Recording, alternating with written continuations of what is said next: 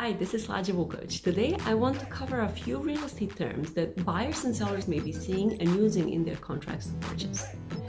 You've probably heard about the term contingency, but there are a few different kinds you can come across in a real estate transaction.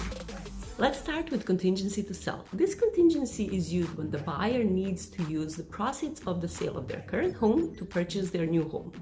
Their current home may already be under agreement, or more favorable situation would be if they already signed purchase and sale agreement when the buyer submits an offer on another property with contingency to sell. However, in some cases, the buyer's current home is yet to come on the market. By using contingency to sell, the buyer seeks more time from the seller, 30 to 60 or even more days, to complete the sale of their current home before they purchase their new home. This contingency usually weakens the buyer's offer, so it's less used in the current competitive market. However, something we've been seeing quite often lately is a suitable housing contingency, or it's commonly seen in the MLS as a sale is contingent to seller securing a suitable housing. This means that if the seller is not able to secure an alternative housing within a certain time frame, the seller can cancel the real estate transaction.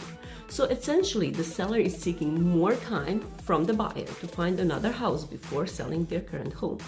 The idea is that the seller wants to avoid essentially becoming homeless for some time without suitable housing. Usually, the seller can ask for a later closing date, flexible closing date, use an occupancy agreement, or other terms to make this happen. And finally, I should mention the complicated and kind of risky kickout clause, which is sometimes added if the buyer's purchase is contingent on the sale of their current home.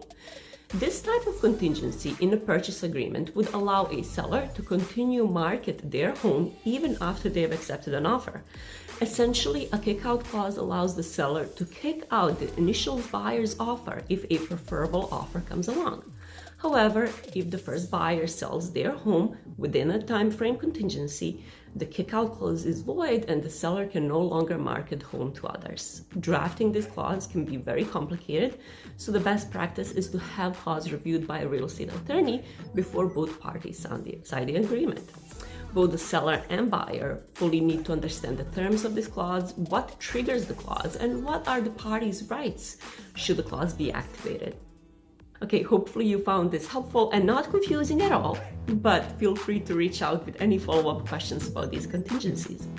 As always, thank you so much for watching and see you the next time. Take care.